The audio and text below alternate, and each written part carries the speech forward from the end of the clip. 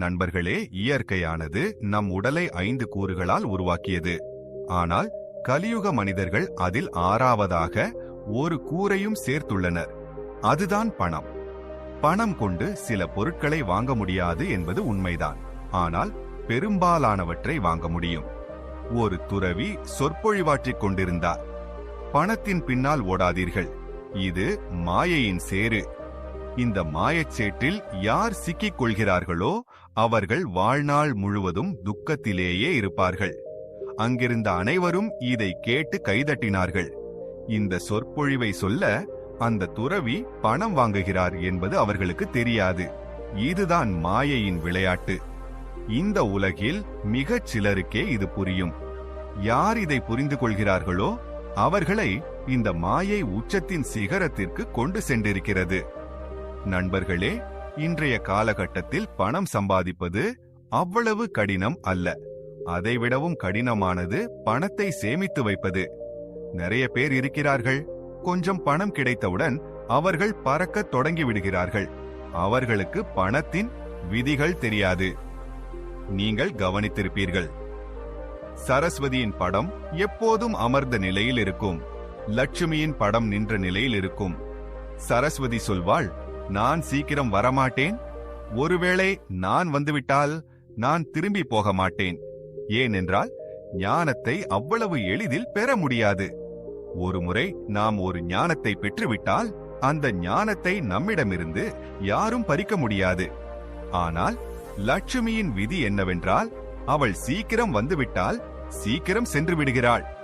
ஒரு மனிதனுக்கு பணத்தை சரியாக கையாள தெரியாவிட்டால் லட்சுமி சீக்கிரமாகவே அந்த வீட்டை விட்டு வெளியேறி விடுகிறாள். எனவே இன்றைய இந்த கதையில் நான் உங்களுக்கு 6 வகையான செலவுகளை பற்றி சொல்லப் போகிறேன். இதை நீங்கள் இப்போதே நிறுத்திவிட வேண்டும். அப்பொழுதுதான் நீங்கள் பணத்தின் உண்மையான விதிகளை புரிந்து கொள்ள முடியும். நீங்கள் எவ்வளவு சம்பாதிக்கிறீர்கள் என்பது முக்கியமல்ல. நீங்கள் எவ்வளவு சம்பாதிக்கிறீர்களோ அதில் இந்த 5 இடங்களில் உங்கள் செலவுகளை குறைத்துக் கொள்ளுங்கள். படிப்படியாக உங்கள் வீட்டில் பணம் சேரத் தொடங்கும்.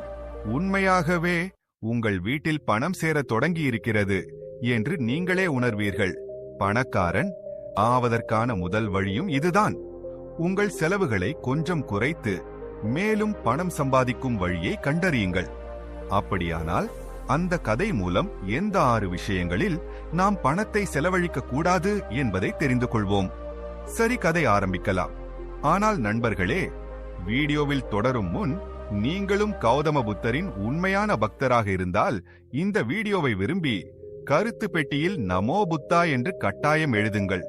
நண்பர்களே, நீங்கள் இதுவரை எங்கள் சாஸ்திரா டிப்ஸ் சேனலை சப்ஸ்கிரைப் செய்யவில்லை என்றால் சேனலையும் சப்ஸ்கிரைப் செய்து கொள்ளுங்கள். வரும் வீடியோ முதலில் உங்களை வந்தடையட்டும். சரி, இன்றைய பௌத்த கதையை ஆரம்பிப்போம். ஒருமுறை ஒரு கிராமத்தில் 2 பெண்கள் வாழ்ந்தனர். ஒருவரிடம் எருமை இருந்தது, மற்றொருவரிடம் ஆடு இருந்தது. எருமை வைத்திருந்த பெண்ணுக்கு எந்த ஒரு பொருளையும் சரியாக பாதுகாத்து வைக்க தெரியாது. அவளது எருமை நிறைய பால் கொடுத்தது. ஆனால் அவள் பாலின் மதிப்பை ஒருபோதும் அறிந்திருக்கவில்லை. அவள் அந்த பாலை வீட்டின் பூனைக்கு கொடுத்து விடுவாள். அந்த பாலை வீணாக செலவிடுவாள். பாலை எப்படி சரியாக பயன்படுத்த வேண்டும் என்று அந்த பெண்ணுக்கு தெரியாது. ஆனால் ஆடு வைத்திருந்த பெண்ணுக்கு பாலின் மதிப்பு தெரியும். அவள் பாலின் ஒவ்வொரு துளியையும் சேமித்து வைத்தாள்.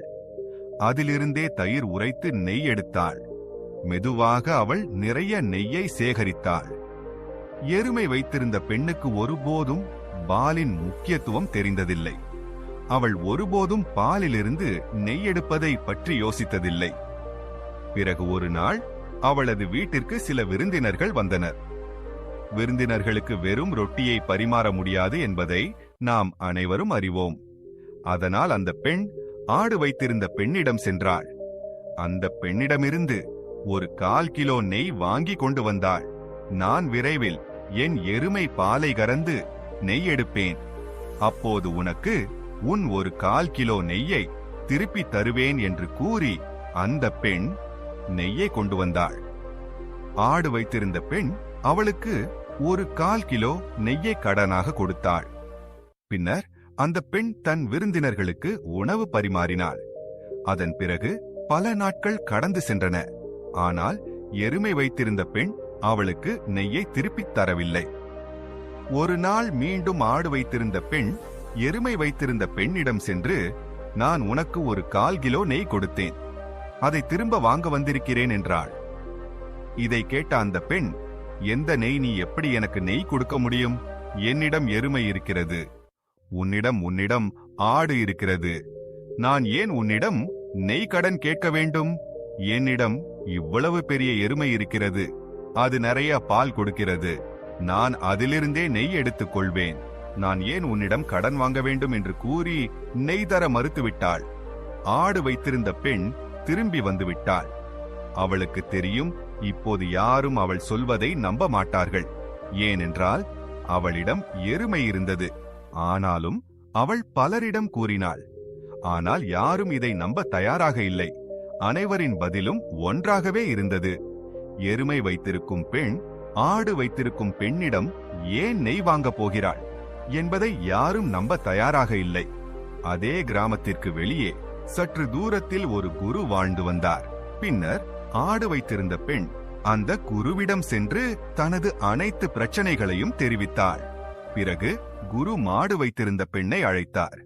அவளும் குருவிடம் வந்து, குருவே, இவள் பொய் சொல்கிறாள், என்னிடம் மாடு இருக்கிறது, நான் ஏன் இவளிடமிருந்து நெய் வாங்க வேண்டும் என்று தன் தரப்பு நியாயத்தை கூறினாள். இப்போது குருதான் முடிவெடுக்க வேண்டும்.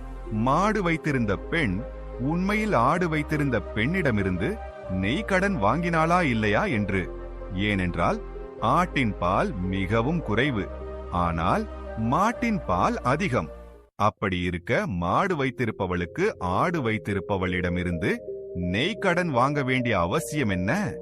குரு நீண்ட நேரம் யோசித்துவிட்டு பிறகு 2 பெண்களையும் அழைத்து தலா ஒரு செம்பு தண்ணீர் கொடுத்து, இந்த தண்ணீரை கொண்டு போய் இருவரும் நன்றாக கைகால்களை கழுவி வாருங்கள் என்றார். ஒரு செம்பு தண்ணீரில் எப்படி கைகால்களை கழுவ முடியும் என்றாள். ஆனால் ஆடு வைத்திருந்த பெண் அந்த செம்பை எடுத்து கொண்டு சென்று என்று தன் கைகால் முகத்தை நன்றாக கழுவினாள். கழுவிய பிறகும் செம்பில் சிறிது தண்ணீர் மீதி கொண்டு வந்து குருவிடம் திரும்ப வந்தாள். ஆனால் மாடு வைத்திருந்த பெண் செம்பை எடுத்துக்கொண்டு சென்று தன் முகத்தை மட்டும் கழுவிவிட்டு செம்பை காலி செய்துவிட்டு திரும்ப வந்தாள். 2 செம்புகளையும் திரும்ப வைத்ததும் குரு கூறினார், மாடு வைத்திருந்த பெண் ஆடு வைத்திருந்த பெண்ணிடம் நெய் கடன் வாங்கியது உண்மை.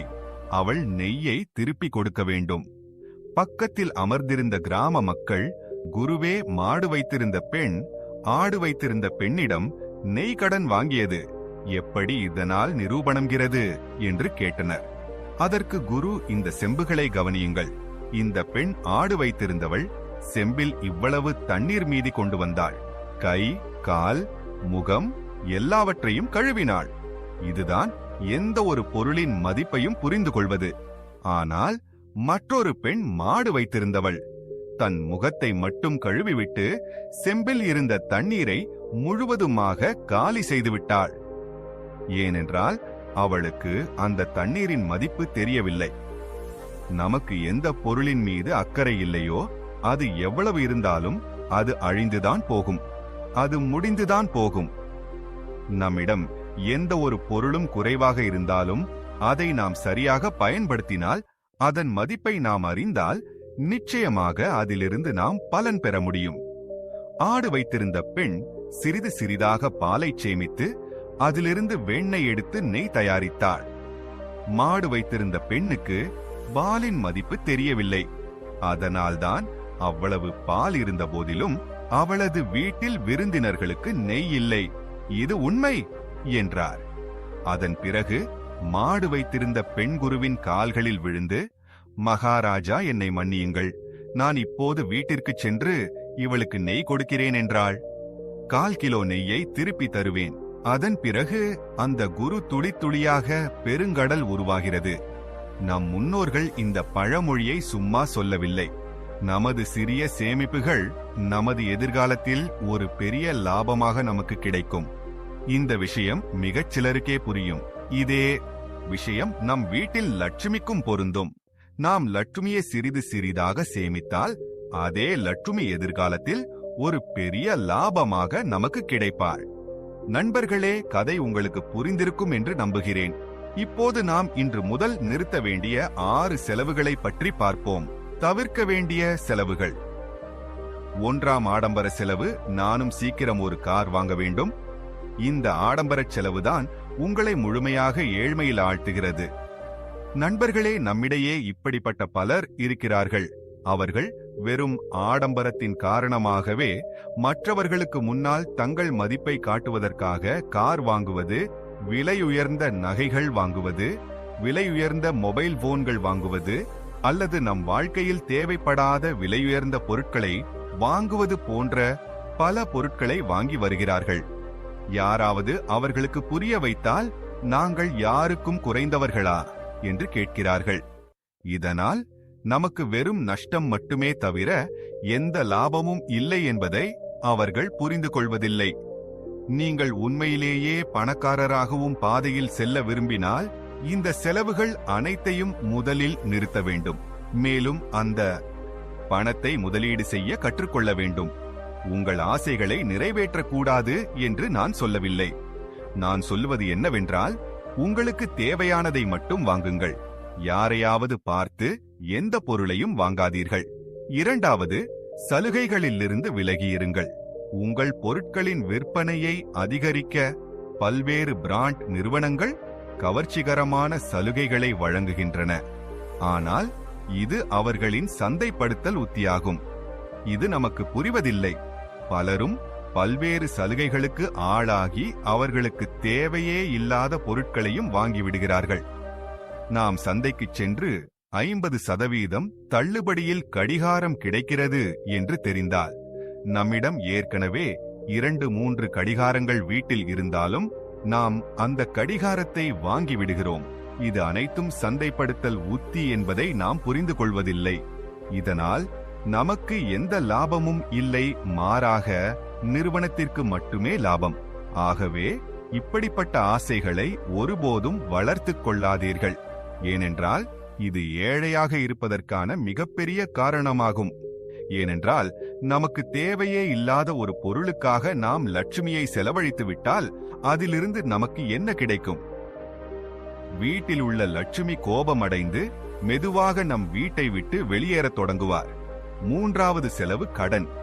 இன்றைய காலகட்டத்தில் பெரும்பாலானோர் கடன் வாங்கி பெரிய பெரிய பொருட்களை வாங்குகிறார்கள். உதாரணத்திற்கு கார், பங்களா, மொபைல், பிறகு அதற்கான பணத்தை செலுத்துகிறார்கள். உதாரணமாக, இன்று நாம் கிரெடிட் கார்டை பயன்படுத்துகிறோம். கிரெடிட் கார்டு நம்மிடம் உள்ள பணத்தை அல்லது நம்மிடம் வரப்போகும் பணத்தை செலவழிக்கச் சொல்கிறது. அந்த பணத்தை நாம் செலவழித்து விடுகிறோம். அப்படியானால் நாம் எப்படி பணக்காரர்களாக முடியும் என்று யோசித்து பாருங்கள். நம்மிடம் வராத பணத்தையும் நாம் செலவழிக்கிறோம். பணக்காரராவதை பற்றி யோசிக்கிறோம். பணக்காரர் ஆவதற்கான வீடியோக்களை பார்க்கிறோம். ஆனால் அந்த விஷயங்களை முழுமையாக பின்பற்றுவதில்லை. கடன் வாங்கி நிலம் வாங்கி அதிலிருந்து லாபம் கிடைக்கும் போது கடனை திருப்பிச் செலுத்துவோம் என்று நினைக்கும் பலரும் இருக்கிறார்கள். ஆனால் அவர்கள் இதில் கிடைக்கும் லாபத்தை விட கடனுக்கான வட்டியை அதிகம் செலுத்த வேண்டியிருக்கும் என்பதை புரிந்து கொள்வதில்லை. எனவே நண்பர்களே, இப்படிப்பட்ட செயல்களை ஒருபோதும் செய்யாதீர்கள். கடன் வாங்கி எந்த பொருளையும் வாங்காதீர்கள்.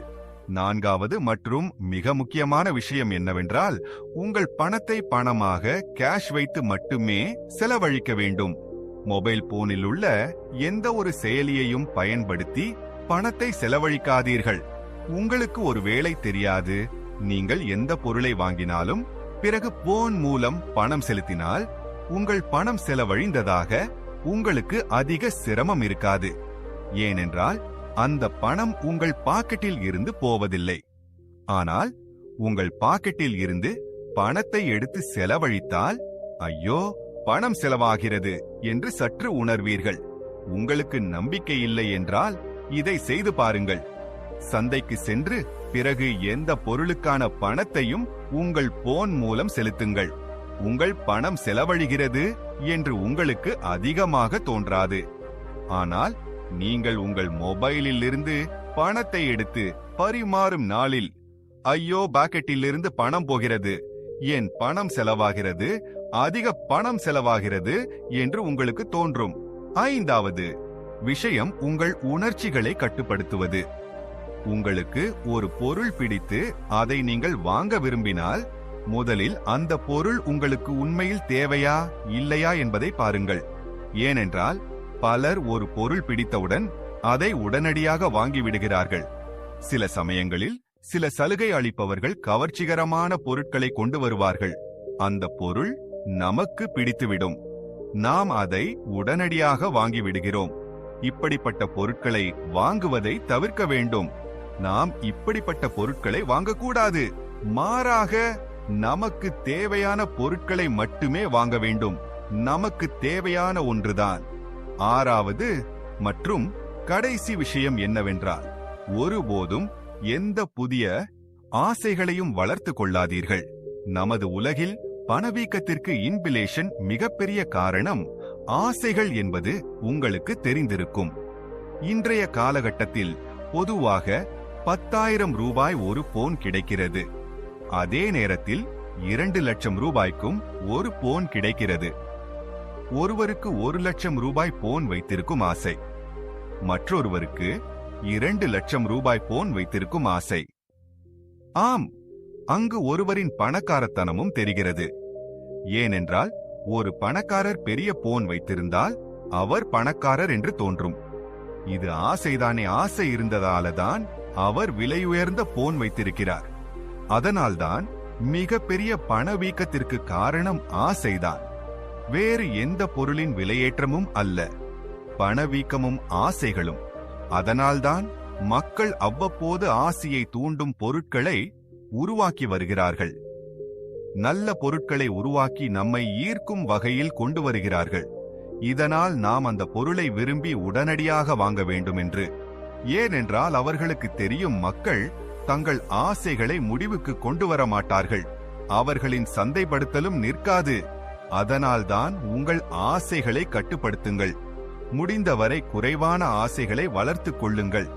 ஏனென்றால் ஆசைகளால் நமது வாழ்க்கை ஓடாது. மாறாக கடின உழைப்பாலும் பணத்தை சேமிப்பதாலும் மட்டுமே வாழ்க்கை ஓடும்.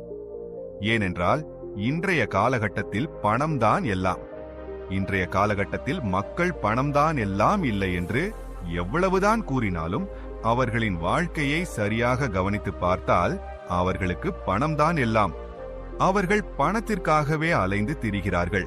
ஆனால் நம்மிடம் பணத்தின் பின்னால் ஓடாதீர்கள் என்று கூறுகிறார்கள்.